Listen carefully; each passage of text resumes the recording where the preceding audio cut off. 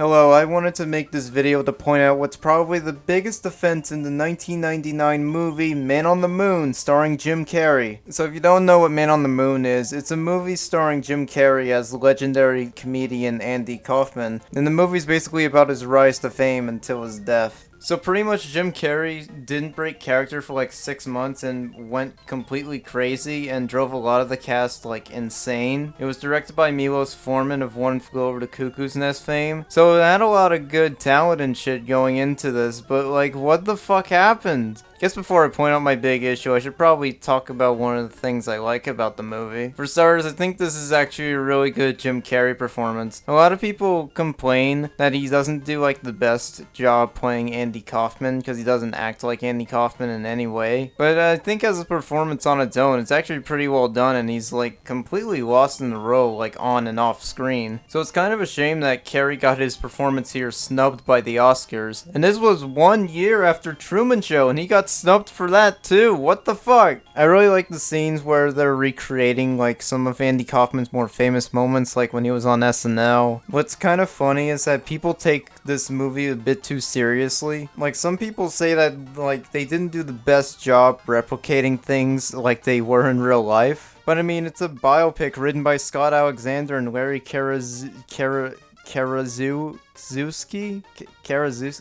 Karaszewski, who also wrote the Ed Wood biopic, which is a great movie, but it's not 100% accurate to like what happened in real life. So I think like their main goal here was to just make an entertaining movie that had a decent structure, rather than something that was accurate to reality. Even at the beginning, it opens with Kaufman saying that they dramatize points of his life. He even calls the movie terrible as he breaks the fourth wall here. I wish it was better, but it is so stupid. It's terrible.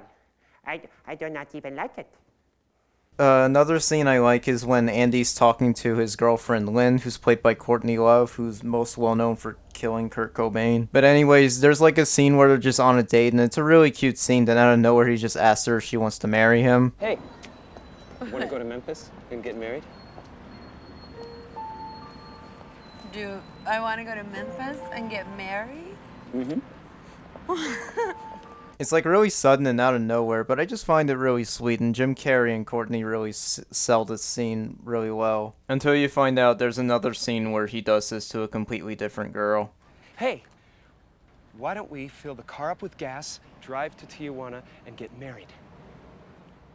Yeah, it was probably best that they deleted that. If there are some complaints I have about this movie, I'm not a big fan of how on-screen and off-screen Jim Carrey's a bit too aggressively mean to Jerry Lawler. Okay, maybe on-screen it's a bit more well executed because the editors and the director were able to get like the scenes they wanted to film. But like behind the scenes, Jim Carrey's just bullying Jerry Lawler. He's such an asshole to him. Now Jerry Lawler hates Jim Carrey in real life. So I think Jim might have went a bit too far on that end, and even Jim himself admits that he went too far with that, and he wishes he could have tackled that a bit better. Still though, it's entertaining like seeing Jim Carrey play Andy Kaufman and all. If there is one thing that a lot of people definitely agree with, it's that Jim Carrey does an amazing job playing Tony Clifton. Tony Clifton in every scene's like the best part of the movie. He's so just entertaining and shit. I would like to use a phone. Not on the lot, sir. How about a bathroom? I may have shit my pants. Drink of water? Nope. Aspirin? Nope. Voice towelette? Nope. In that case, it has been an honor and a good me. Even Paul Giamatti does an amazing Tony Clifton impression. That dude's like an amazing actor. So anyways, I kind of went off track. Man on the Moon's not really the best movie because it has one scene in it that completely destroys the whole thing. And I don't think the people who take this biopic way too seriously have really pointed out this scene for its inaccuracy. Because apparently we're supposed to take the biopic about Andy Kaufman, one of the biggest, like, trolls in history, completely seriously. Wait. Taking the Andy Kaufman biopic seriously sounds like something that Andy Kaufman would, like, do as a joke. Hell, Jim Carrey's life got fucked up when he stopped playing Andy Kaufman, so I guess that was Andy's way of fucking with Jim. Okay, there's a scene in the movie where Andy's about to be on Taxi, but he wants to get his own special, so he signs like this contract, and his agent Greg Shapiro, played by the trash man himself, Danny DeVito, shows up to him when he's playing Miss Pac-Man and tells him that he's getting everything, the special and the role on Taxi and everything.